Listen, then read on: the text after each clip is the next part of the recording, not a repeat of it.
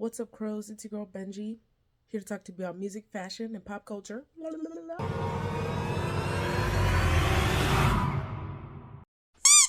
As a member of the Libidaqua Army, I do appreciate Libidaqua stories, so I'm going to be ranking my personal best picks of the BLs this year. I had a good time. I had to make a list, so let's get into it.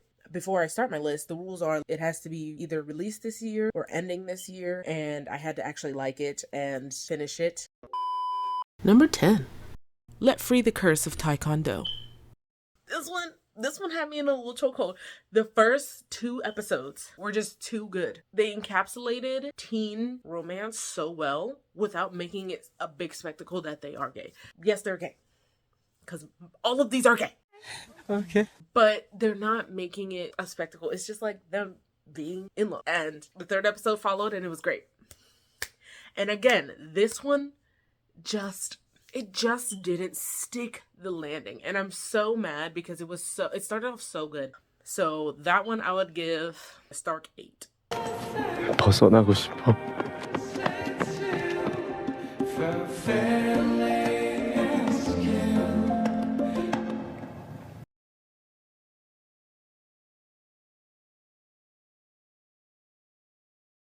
Number 9 is Century of Love.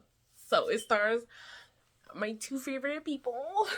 Dao, because he gets mad if you say his name Dao. It's not Dao, it's Dao. Taon นะ not ดาวนะ everybody have to say my name ต้าอูทุกคนต้องบอกว่า ต้าอู not ดาวนะ And Off-Road.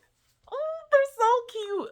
So this story is also a fantasy one. Don't clock me. I like my fantasy. You're just gonna have to get over it. They have leveled up from their last acting job. I put them a little bit higher than the last one because I remember their last one. It wasn't bad. It just was like, it was there.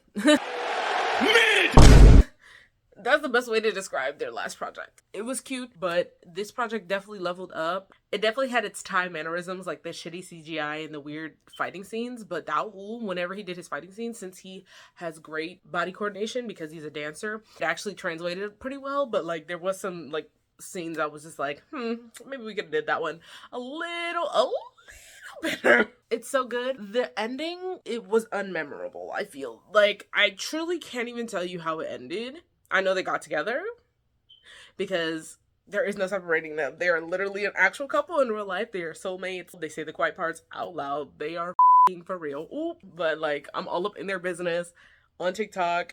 They're cute. Okay, so love them. I would give this series, I would give it a 7. I know these are going lower in scale, but enjoyment of these series is definitely the order that I would say that these are in. And they just have such great chemistry. And then I love how Dao plays it so straight. He's playing this old man and I believe it 100%. And he's like, I'm not gay. Back in my day, we weren't gay. And then, and then he literally falls for this man. I am actually going to raise it up. I'm going to raise it up to an 8 because instead of sticking to the normal plot of, yeah, this is his love reincarnated, they do not answer who it is. I like that. I like that a lot. They make sure that every single time that he has an issue, both of the love interest or whatever are technically his love reincarnated. And they won't tell him who's who. He just has to make the choice to be gay. And he chose correctly because Off-Road is boing. Like, me too, bitch. Number 8. First Note of Love. It is a Taiwanese BL with our man from History 4, which was one of the best stories and also one of the most triggering stories because, like, the first couple was so good and the second couple was just so... Brother, But on to First Note of Love. Everyone is an adult and everyone acts like an adult, but the story is still good. Only issue is that they play that first song 20,000, 100 billion, jillion, gazillion times. Why do we need to hear it so many times? They play it so much. And it's not like it's a bad song. It's just like hearing it over and over is annoying. First Noted Love had some good music. And it actually got me into Patrick Nanda. I think that's his name. I feel like I'm saying it wrong, but he's so good. And if you see this video, go listen to Wine.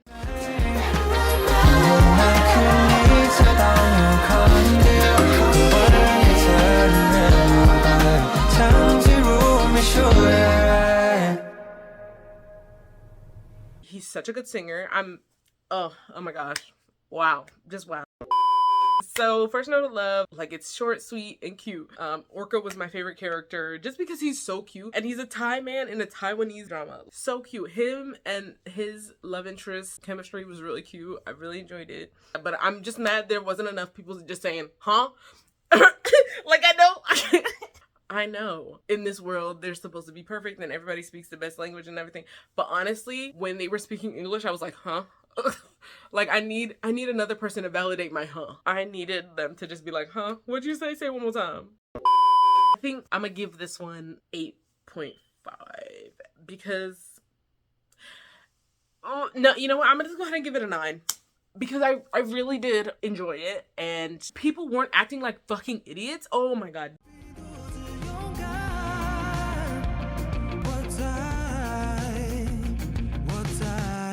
Number 7, Every You, Every Me is now my number 7 pick. I had to re-edit my list because I found out this came out in the year of our Lord Beyonce 2024. I am so sad that I didn't know that because I thought it was last year that it came out. I don't know where I got that information, but this deserves to be on my list. Every You, Every Me stars these 2 actors playing different characters throughout each episode. It shows the progression of how quality from your first BL to your second to your third just go up and up and up. And by the time you get to the end, it is the real life, quote unquote, actors themselves actually being in love and you get to see their love story. Ugh. They really told a story with that one. The only bad thing about this show, I'm not gonna lie, is that wig. That boy's wig. That boy's wig is just not good in episode 3. In episode 3, it looked crazy. The little rat tail is just not it. And then from the episodes on, his hair just gets longer and more ridiculous, and I love it. And it's campy and it's great. And I need everybody to go watch it. It is confusing at first. I literally was like, what is going on? Why do they keep changing? What's going on? Is it multiverse or whatever?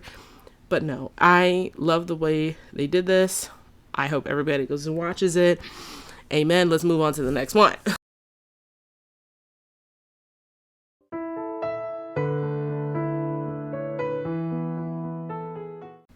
Number 6, Osans Love Returns. So this is the second season of Osans Love that came out this year. When I say that I had so much fun, I meant that with my whole chesticle. Maki is my favorite character. He's so funny because he's like, I'm not dealing with this bullshit again from this old man. You're not gonna keep trying to steal my man. Oh my goodness. They gave him so many more lines, honestly. He just like his facial expressions, his acting was just so good. I think I'm gonna give this one also. I'm gonna give this one a 9.5. It's almost good. It's almost good. I just wanted more of it. You know what? Now I'm gonna give it a 10. I'm just gonna give it a 10 because it's so good. It's so good. I really do love Osans Love. I had so much fun with it. And Maki wasn't taking no shit. He said, you need to start cleaning up after your fucking self. I am not your maid, bitch. I'm your husband. Okay? Get your shit together. You're a grown-ass man, almost 40 years old. You better start cleaning up after yourself. Like, we don't need this damn baby service. Just clean up after your fucking soul. And that's why it gets a 10. ごゆっくりどうぞ。ครับごかけが Number 5, Love in the Big City. Love in the Big City made my little Leviticua heart triple up and die, bitch. Like, I literally could not watch it again. I probably could if I had, like, an emotional support person. Oh my god. I literally cried. I was like, why, yeah? Like, I don't want to spoil anything for you. I literally just want you to go experience this man's life. But Love in the Big City was so good. And I love that he was like, actually, we're going to pause shooting for my dad's kidney, first of all. Second of all, I don't care what you hating ass bitches think. I'm gonna do a BL because it's fun and it's a story that I want told. And the way that he bragged about kissing over like 15 guys, I think it was, iconic behavior. This man is an icon. 영원한 사랑 있다고 생각해?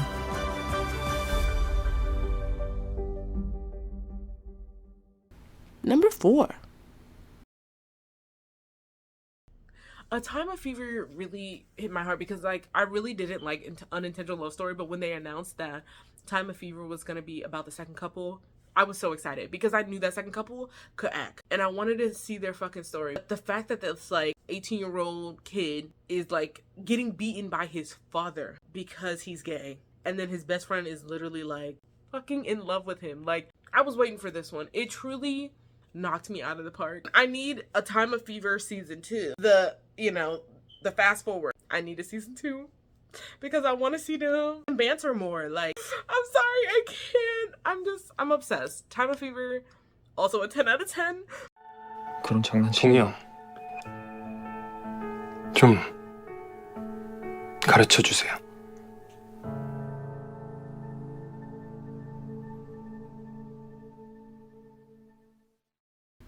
Number 3.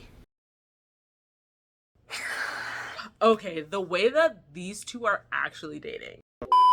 Like, it's an unconventional story. He dropped into a world after killing himself or whatever. Honestly, I have been thinking about if they were to do a season 2 where they could take it. I gotta take my socks off for this one because I'm hot as a bitch. Socks are off, game face on. So if we really want to expand to a season 2, we can go ahead and open up on him opening his eyes for the first time and just seeing Yoan. That could be his real name and everything. That could be his real name. But this is his first time technically in the real world seeing this man, right? Also, bringing both of them into the real world will get them back to a same age, because in the original show, Mwanga is mentally 29. Yes, technically, he goes into the body of a 19-year-old. But hear me out. It's weird.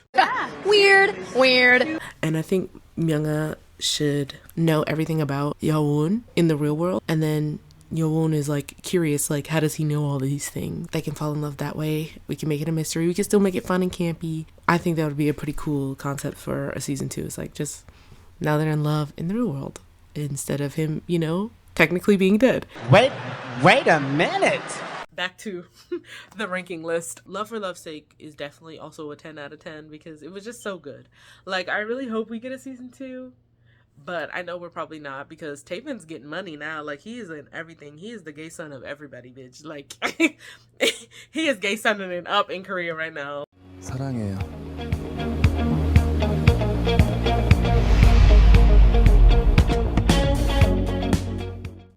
Number 2. For this one, I think I'm just going to read you the drama list description because I truly don't want to spoil this. I want you to go see this show, come back, and then tell me I'm right and leave it in the comments about how right I was. Life is hard enough for Wang when he transfers to a new high school and clashes immediately with Yeon Tien. But when Wang's father and Jung Tien's mother decide to get married, the two boys' lives turn completely upside down. Wang and Jiang must navigate their new status as stepbrothers, enduring ups and downs of their school and family experiences together. However, neither of them expected that romance would begin to spark between them. Will this new development bring them even closer together, or will it drive their entire family apart? I'm gonna give it a 9.5, but it still is my number 2 spot. I don't feel like I need to change any of these. I'll give it a 9.5 for now. And then I'll rank the second season when it comes out.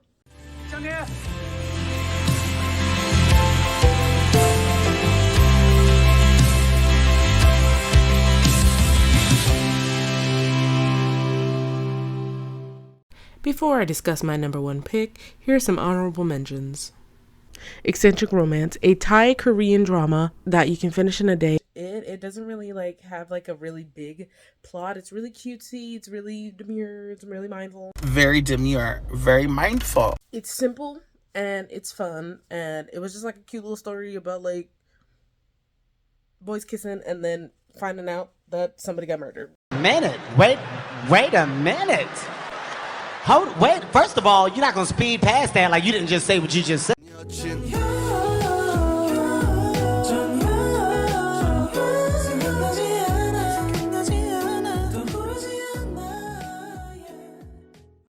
Blue Boys, another cute little short one. Finished it in a day. Would recommend. Their chemistry is really good. And without any spoilers, this man loves this man. And wants to eat him alive.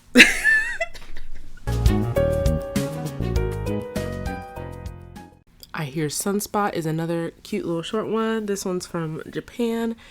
The characters are based on a manhwa of the same name. One of the characters is deaf. The only letdown is any kind of skinship scenes. so that's why I didn't make the list. 더 이지?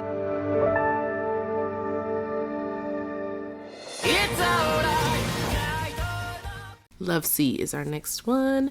It is not a short one, but it was cute when it released. That's it. It's about this rich man who is dating a poor man, and then conflict happens. It's only an honorable mention because I feel like Fort got better in acting, but Pete just kind of regressed to the same character. Could have been better, but was still a fun watch. Bad.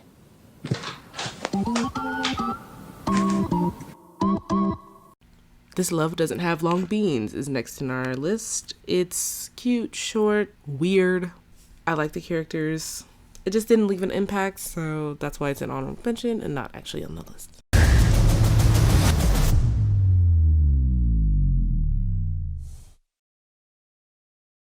Two Worlds. Another Max and Nat. I just truly wish we can get another dynamic like how we had in Why Destiny from them. Adding this third person in did add a little bit more. It just felt over after it was released. I feel like that's how a lot of the honorable mentions were. Like, I didn't think about it after. It was cute to watch, but I probably won't watch it again. But I do recommend you guys to go watch it. Just one time. Fun watch.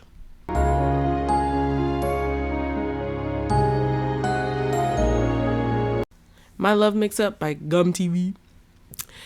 Gemini 4th do a good job portraying the characters. It does drag on a little bit, but I still would recommend this because it doesn't fumble the bag like the Japanese version does by giving us a hug at the end. With all that damn chemistry brewing and they only give us a hug. I'm still bitter. I don't care.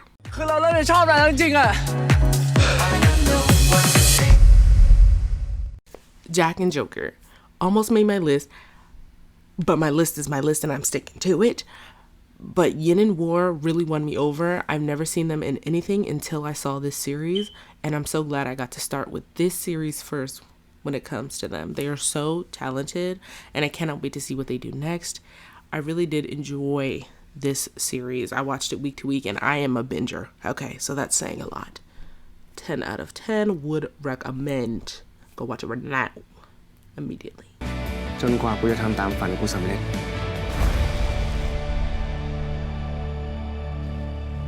4 minutes. Also almost ended up on the list, but my list is my list and I'm sticking by it. Now, this one was a little confusing at the end. I was all caught up, but at the end of the show, it kind of just jumbled itself a little bit, and I understood what happened, but I feel like they could have just explained a little bit more, like showed us which timeline he's in a little bit better. But it's definitely a thought provoker and recommend to watch. So do that.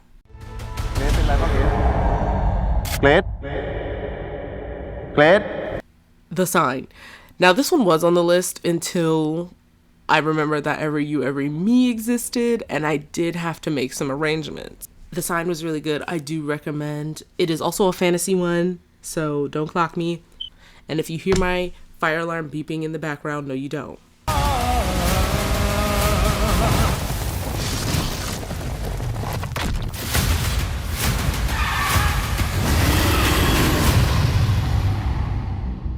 And finally, number 1. Unknown was hands down the best BL to come out of 2024. I will not be taking questions, okay? I need everyone to go and watch this. So Taiwan is notorious for releasing things that are either a little illegal or a little incesty. Like, you get one or the other. There is no choice. It's either a little illegal or a little incest. This one gave you both, but in the best way possible. They were like, you know what? Our strength is stepbrothers, and we're going to put our foot down on this one and put out something that is just so heart-wrenching and beautiful. I watched this like 4 times. Episode 11 was my only gripe. My only gripe because it was edited weird. That was the only gripe I have about the show. Even though they were stepbrothers, they really let each character develop and become their own. It is the number 1 for me for 2024. I hope you guys go and watch it because honestly, it's just a masterpiece. I really do love it. It's a 20 out of 10 for me. I cannot wait to see what Taiwan has for 2025. And I don't care if you think it's overhyped. I don't care if not everybody loves it. I do. And I do. 在愧疚吗？还是很在乎啊？不是，我很害怕，你知道吗？ Honestly, I am a little very gagged. Let me know in the comments below what your favorite BLs are for 2024. If you agree with me on anything, if you would switch some stuff around, if you saw something and you were like, actually, I hated that part, like, let me know in the comments below. Why are you slowly sliding over there, bro? Like, now I'm about to go watch the next episode of Love is in the Air, actually, because I think it just came out. Benamido. Oh, wait, do I? Oh, Benamido out. I'll see you when I see. What is my outro, bro?